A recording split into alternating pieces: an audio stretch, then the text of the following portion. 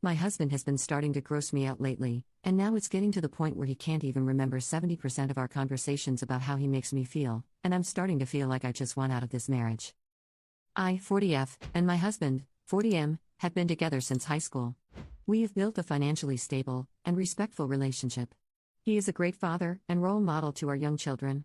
He does equal share around the house, laundry, cooking, parenting, etc. Over the past 3 to 5 years, I'm continuously finding him less and less attractive. We've been to counseling together over this. And we've had many peaceful conversations, but nothing seems to improve from my perspective.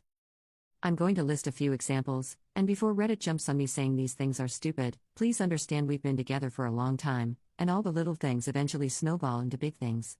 He forgets about 70% of our conversations. I'm having to give him reminder receipts on everything we've talked about. He snores while awake, literally. His face and hair smell so bad, to me, anyways. I'm pretty sure it's just his bodily oils. When he wants attention, he gets really immature and starts talking in a baby voice. He leaves boogers and skin flakes and slash around the sink. I could go on with more examples, but let's not keep you here forever. We have talked about every single one of these things, and more. If there could be a medical issue, he's been to a doctor. Everything is fixable, but it's not being fixed. I know I'm not perfect. But these things seem to irritate me to my core. I feel like screaming at the top of my lungs, bashing my head through a wall. That's dramatic, but I feel desperate. This cannot be the rest of my life. How do I get over this? Or what can we further do so we can live happily the rest of our lives? Edit, this is really blowing up. And I'm thankful for everyone's comments. Keep commenting. I think a lot of us are finding community, and can resonate with one another. Even in the disagreements, there's quite a bit of valuable information. There's a lot of actionable items I am considering as I plan my next move.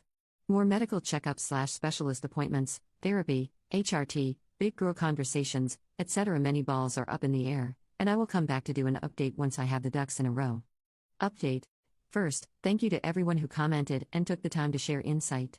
I read as much as I could. As a newbie Redditor, it was pretty overwhelming. Just a few of my own comments. I do recognize I'm in perimenopause. I will be talking to my doctor about this. Even though the rage boils my entire being, I still remember how to be gentle, kind, and empathetic. I was never a raging batch towards him like a few suggested. I'm more forceful with my tone to truly get my message across. As many of you pointed out in the comments, I've let a lot slide in the past, which is how I've gotten here. So perimenopause rage is actually emboldening me to be more assertive. My annoyance is amplified, but his behavior is still unacceptable. He doesn't have ADHD, that's actually me, lol. Unless mine is so bad, he looks neurotypical, lol. He has gained weight over the past few years. He's not obese, but he's been an athlete the majority of his life, and so the extra 50 to 70 pounds is probably a lot for him and is causing a lot of the issues. The hygiene issues will have to be discussed another day. Based on what happened tonight, I don't think he could have handled it. I will be making skincare suggestions but will not be purchasing things for him. He's a grown-ass man and can do that himself. I've been proactive to make sure I'm taking care of myself as I age. I don't need to be making his doctor appointments and buying him his skincare. And the baby voice thing, I'll just keep telling him it's deeply unattractive and honestly gross. To the update, sorry so long, it was like I was talking to a child. Tonight, we were relaxing in bed, and I began by saying, have you ever considered getting tested for sleep apnea? He says, apprehensively, yes. I have, and waited for me to continue. I said, I've been doing some research and I'm wondering if maybe you have it because of the snoring while being wide awake. He said he would like to try exercise first because he knows that's where a lot of his breathing problems stem from. I continued by saying it's not just the snoring, but if it's lack of oxygen, maybe that would explain the weak memory. He continued to say he knows he has a thick neck and wants to try working out first. I stayed quiet for a long time after this. Eventually, I said, you've been saying you want to exercise for a long time and it hasn't happened. It's fine that you want to get back into shape, but I'm more concerned about the lack of memory and I can't wait around for you to find time to work out.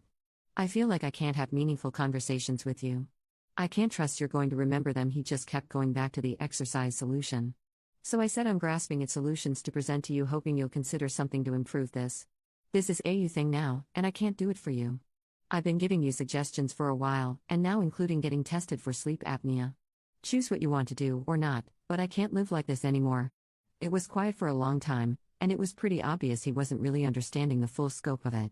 So I continued to say that I don't have a partner I can trust to have any type of conversation with, because there's no guarantee that he'll remember. I try to have mindless conversation about plans that we have or about the kids, and when he proves again that he can't remember, it makes me feel even more alone. I told him I can't have a partner where I can't connect with or feel I can share important things with knowing I'll be disappointed and let down later.